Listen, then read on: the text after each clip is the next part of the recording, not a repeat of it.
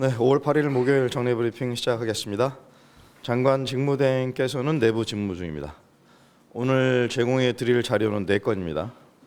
먼저 김명수 합참 의장은 오늘 일선 공군 부대를 방문하여 군사 대비 태세를 점검하고 장병들을 격려할 예정입니다.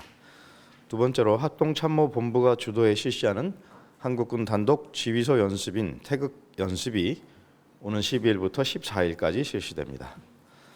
세 번째로 방위사업청은 함정의 생존성과 해상작전 능력을 강화하기 위한 대유도탄 기만 체계의 성능 개선 사업을 오늘부로 완료합니다.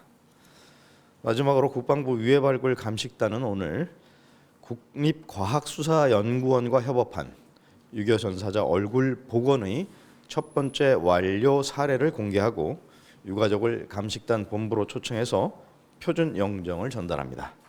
자세한 내용은 보도자료를 참고해 주시기 바랍니다. 질문해 주신 세계부 기자입니다.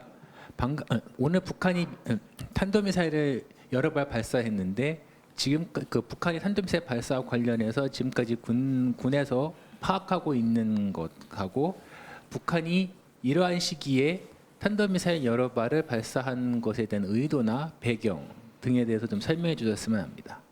합참에서 답변드리겠습니다.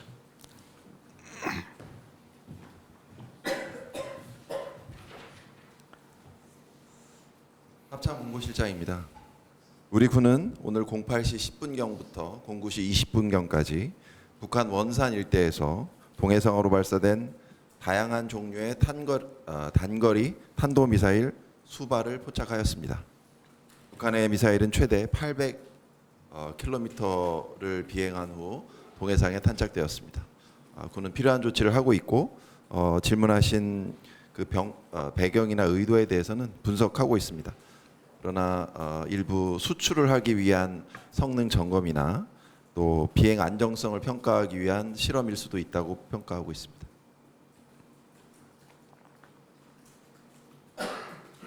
합참의 추가 질문 네, 채널A 박선영입니다. 그 다양한 종류라고 하셨는데 그게 가능한 범위 내에서 어떤 종류들로 파악하셨는지 부탁드립니다. 단거리 탄도미사일이라고 말씀을 드렸고요. 단거리 탄도미사일에는 잘 아시다시피 초대형 방사포라든지 이스칸데르형 이런 종류들이 있습니다. 그런 몇 가지 종류를 이렇게 쐈다고 이해하시면 될 것 같습니다.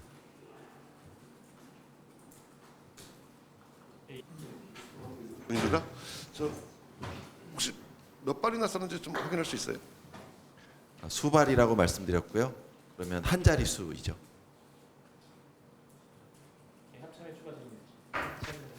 예, 저 TV조선 차정승입니다. 8시 10분부터 9시 20분경 이렇게 시간차를 표시를 해주셨는데 그간의 발표에서는 이렇게 끝나는 시간대를 명시한 바가 제 기억엔 좀 잘 안 나서 이렇게 설명하신 이유가 계속 1시간 넘게 수발이 시간차를 두고 발사를 했다 이런 의미인지 한번 좀 설명 그렇습니다. 부탁드립니다. 설명을 부탁드립니다. 몇 파가 있었고 그런 것들이 다 종료된 걸 확인한 후에 공지를 해드린 것입니다. 한두 발은 아니라는 의미입니다. 그러면 동원된, 그러니까 지금 포착된 걸 조금만 구체적으로 설명을 해봐 주세요. 그 어떤 장소에서 텔이 몇 종류가 있었고 그 종류에서 시간차대로 계속 제대가 발사했다 이런 개념인지 그 안에는 하나에서 이렇게 쭉 발사하고 종료되고 이런 경우가 있었지 않습니까? 좀 구체적으로. 세부적인 사항은 추가적으로 분석을 해봐야 알 수 있고요. 또 너무 구체적인 사항을 말씀드리긴 좀 어렵습니다. 질문 하나 더 드릴게요. 오늘 합참 3부에 그 유엔 안보리 결의 위반이라는 표현이 빠졌는데 그 표현이 빠진 이유가 있습니까? 특별한 의도는 없습니다. 머니투데이 김인환입니다. 혹시 그 군사정찰 위성 발사를 위한 발사체 시험 가능성으로 해석할 여지는 없을까요? 다른 발사 체계라고 생각합니다. 그리고 이 단거리 탄도 미사일은 이제 개발이 거의 종료되었고 실전 배치를 앞두고 있기 때문에 그러한 군사정찰 위성 발사와는 좀 거리가 있다고 생각합니다. 혹시 그러면 추가로 군사 정찰 위성 뭐 발사 동향이라든지 이런 부분 체크되는 게 있을까요? 엔진 실험을 계속하고 있고요. 아직 임박한 징후는 없습니다. 이 김정은이 현지 지도나 첨관했을 가능성은 있나요? 김정은이 오늘 노동신문 보도를 보면 어제 신포에 있었다고 했고 이제 원산과 신포는 좀 가깝고요. 뭐 그렇기 때문에 그런 가능성을 보고 평가를 하고 있습니다. 구체적인 사항을 말씀드리기는 어렵습니다.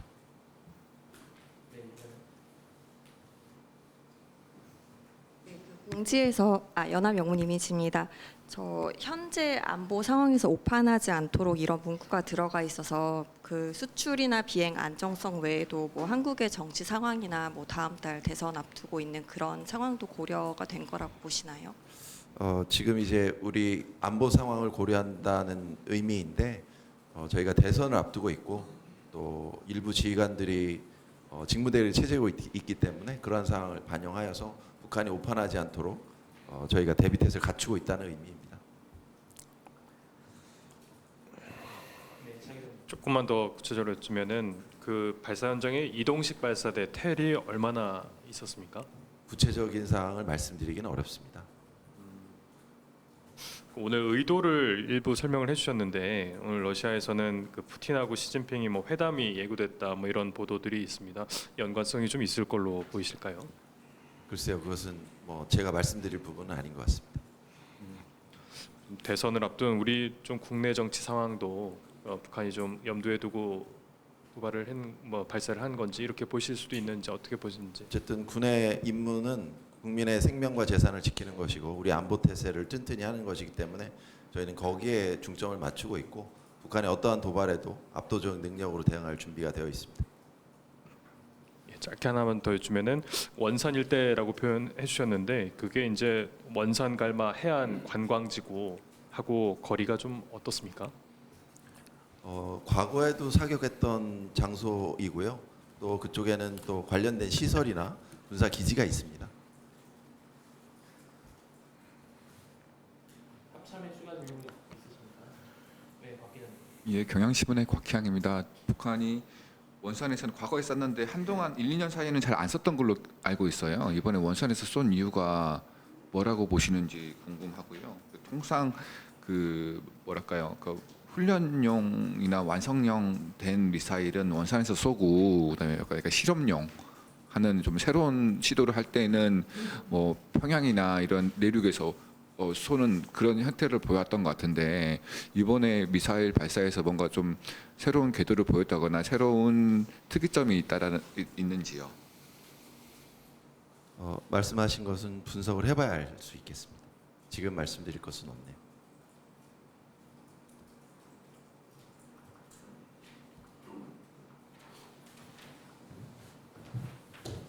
다른 질문 있으십니까?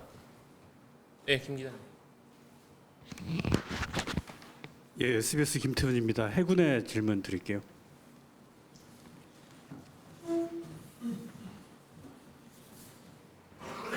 그 이름이 좀 다양하긴 한데 무인 전력 모함 아니면 유무인 전력 지휘함, 쉽게 얘기하면 드론 항모.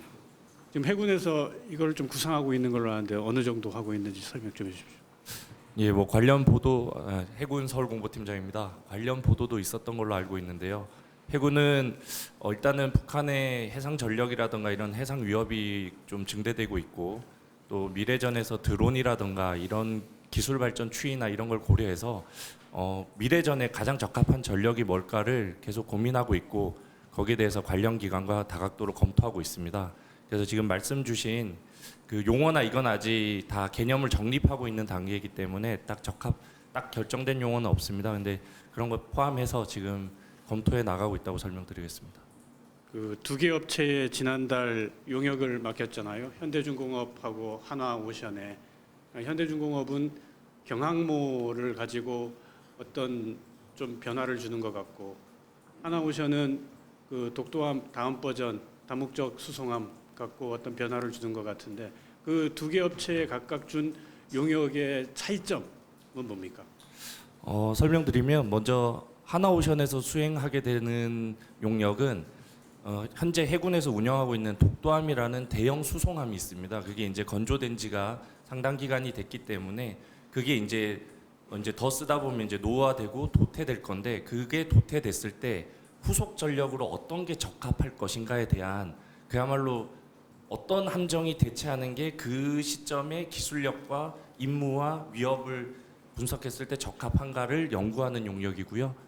HED 현대에서 수행하게 될 용역은 이제 우리가 경항모 타입의 어떤 항모적 그 기능을 수행할 때 기존의 연구가 예를 들면 유인 전력을 기반으로 하는 항모 운영 개념이었다면 무인 전력의 발전 추이나 이런 것까지 고려해서 운영한다면 어떤 타입의 이제 뭐 배가 돼야 되고 필요한 뭐 요구 조건이나 그런 게 뭘지를 연구하는 연구입니다. 다른 연구라고 보시면 될 것 같습니다. 그러니까 하나오션의 다목적 수송함도 결국에는 그냥 그 무인 전력을 염두에 두고 그걸 감안해서 방향을 잡아보자는 그런 취지로 이해하면 되는 거죠. 무슨 지금 단계에서 어떤 방향을 딱 잡았다기보다는 이제 그 독도함이 도태되는 시점이 되면 당연히 무인 전력이 엄청 발전되어 있을 거고, 그런 것까지 고려해서 후속함은 어느 정도의 능력을 갖는 게 가장 임무 수행에 적합한가를 아주 기초적으로 보는 단계의 연구라고 보시면 되겠습니다.